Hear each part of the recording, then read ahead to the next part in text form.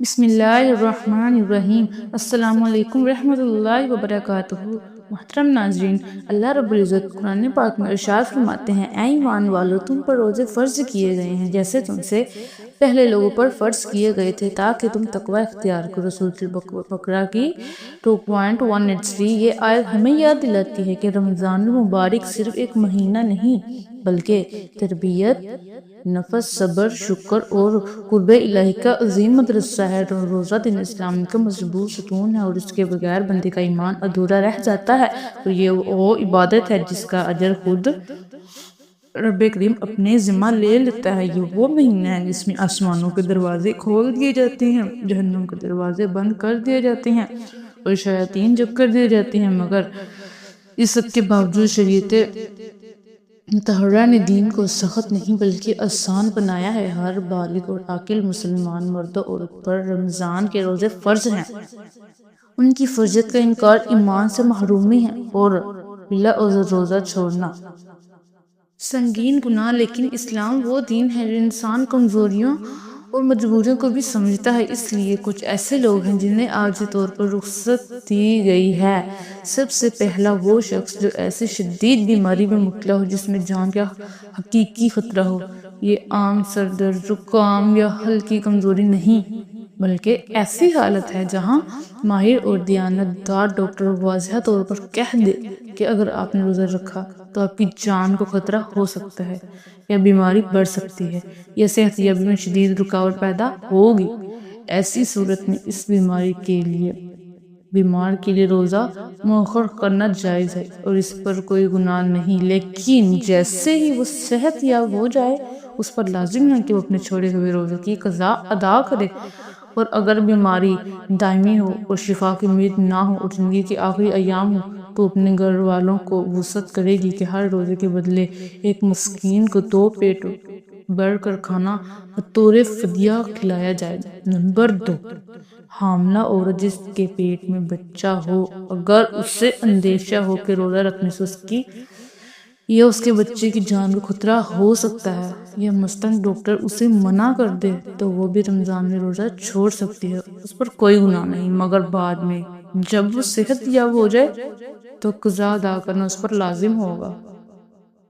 اگر ڈاکٹر واضح طور پر کہہ دے کہ روزہ رکھنے میں کوئی خطرہ نہیں تو پھر اس پر روزہ رکھنا فرض ہے۔ یاد رکھیں کہ رمضان کا روزہ صرف بھوک اور پیاس برداشت کرنے کا نام نہیں بلکہ آنکھوں کو گناہوں سے بچانے، زبان کو جھوٹ اور غیبت سے روکنے، دل کو حسد اور کینہ سے پاک کرنے اور روح کو اللہ کی یاد سے آباد کرنے کا نام ہے۔ یہ مہینہ ہمیں احساس دلاتا ہے کہ دنیا کی آسائشیں عارضی ہیں، اصل کامیابی آخرت کی کامیابی ہے۔ کتنے لوگ پچھلے رمضان میں ہمارے ساتھ تھے مگر آج اس دنیا میں نہیں ہیں۔ ہم نہیں جانتے کہ اگلا رمضان ہمیں نصیب ہوگا یا نہیں ہوگا، اس لیے اگر ہم صحت مند ہیں، طاقت رکھتے ہیں اور کسی شرعی عذر کے بغیر روزہ چھوڑ دیتے ہیں تو ہمیں اپنے ہی ہاتھوں اپنی مغفرت کا دروازہ بند کر دیتے ہیں۔ آؤ اس رمضان کو اپنی زندگی کا ٹرننگ پوائنٹ بنائیں، توبہ کریں، نمازوں کی پابندی کریں، قرآن پاک کی تلاوت کو معمول بنائیں، صدقہ و خیرات کریں اور والدین کی خدمت کریں، اپنے رب کو راضی کریں، کیونکہ خوش نصیب ہیں وہ لوگ جو رمضان کو پا کر بدل جاتے ہیں اور بد نصیب ہیں وہ لوگ جو رمضان پا کر بھی ویسے کے ویسے رہ جاتے ہیں۔ اللہ تعالیٰ ہمیں صحیح سمجھ، اخلاص اور عمل کی توفیق عطا فرمائے اور ہمیں ان لوگوں میں شامل کرے جو رمضان کے روزوں کے ذریعے تقوی، مغفرت اور جنت الفردوس کا حقدار بن جاتے ہیں۔ رمضان مبارک رحمتوں، برکتوں اور مغفرتوں کا مہینہ ہے اور قرآن پاک ہمیں یہی سکھاتا ہے کہ دین آسانی ہے، تنگی نہیں۔ اس لیے جہاں روزہ ہر بالغ اور عاقل مسلمان پر فرض ہے، وہیں کچھ ایسے افراد بھی ہیں جنہیں شریعت نے رخصت عطا فرمائی ہے۔ نمبر 3، وہ بزرگ شخص جو بڑھاپے کی اس حد کو پہنچ چکا ہے کہ نہ ٹھیک سے اٹھ سکا ہو، نہ بیٹھ سکا ہو، نہ بھوک پیاس برداشت کرنے کی طاقت رکھتا ہو۔ اگر وہ اپنی شدید کمزوری کی وجہ سے روزہ نہ رکھ سکے تو اس پر کوئی گناہ نہیں، لیکن اس کے ذمہ فدیہ ہوگا، یعنی ہر روزے کے بدلے ایک مسکین کو 2 وقت پیٹ بھر کر کھانا کھلایا جائے، اور اگر کبھی اللہ پاک اسے دوبارہ طاقت دے تو وہ اسے چھوٹے ہوئے روزوں کی قضا کرے۔ لیکن اگر بڑھاپا ایسا غالب آ جائے کہ صحت یابی کی کوئی امید نہ باقی رہے تو اس کے لیے روزیاں معاف ہیں مگر فدیہ دینا لازم ہے۔ نمبر 4، دودھ پلانے والی عورت۔ جیسے پہلے زمانے میں دائیں بچوں کو دودھ پلایا کرتی تھیں، اور آج بھی اگر کوئی ماں اپنے بچے کو دودھ پلا رہی ہے مثلاً ڈاکٹر کہہ دے کہ روزہ رکھنے سے بچے کی صحت یا جان کو خطرہ ہے، تو ایسی ماں کے لیے روزہ مؤخر کرنا جائز ہے، اس پر کوئی گناہ نہیں، مگر بعد میں قضا ادا کرنا ضروری ہوگا۔ نمبر 5، وہ شخص جس کا ذہنی توازن بگڑ چکا ہے، جو پاگل یا دیوانہ ہو، اپنے ہوش و حواس میں نہ ہو، بے ربط گفتگو کرتا ہو، یہ بار بار بے ہوش ہو جاتا ہو، ایسے شخص پر روزہ فرض نہیں، اور وہ نہ رکھے جس پر کوئی گناہ نہیں، لیکن وہ صحت یاب ہو جائے تو قضا لازم ہے۔ نمبر 6، حیض و نفاس والی عورتیں، یعنی وہ خواتین جن کے ماہانہ ایام جاری ہیں، جنہوں نے بچے کو جنم دیا ہے اور ابھی تک خون بند نہ ہوا ہو، اور ان کے لیے اس حالت میں روزہ رکھنا جائز نہیں ہے، بلکہ اگر وہ رکھیں گی تو روزہ قبول نہ ہوگا۔ ان پر لازم ہے کہ پاک ہونے کے بعد اپنے چھوٹے ہوئے روزوں کی گنتی پوری کریں۔ نمبر 7،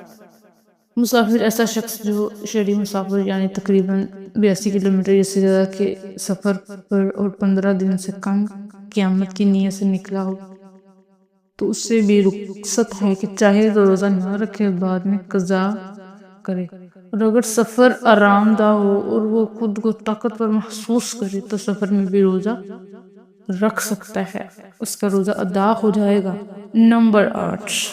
وہ شخص جن کی جان کو حقیقی خطرہ ہو، جیسے کوئی ظالم اسے جان سے مارنے کی دھمکی دے کہ اگر روزہ رکھا تو قتل کر دوں گا، ایسی مجبوری میں جان بچانا مقدم ہے، وہ روزہ چھوڑ سکتا ہے، مگر بعد میں قضا لازمی ہے۔ نمبر 9، نابالغ بچے، کیونکہ روزہ ہر بالغ عاقل پر فرض ہے، نابالغ پر فرض نہیں، اگر وہ نہ رکھے تو کوئی گناہ نہیں، البتہ جب بچہ 10 سال کے قریب پہنچ جائے اور اس میں طاقت ہو تو اسے روزے کی عادت ڈالنی چاہیے۔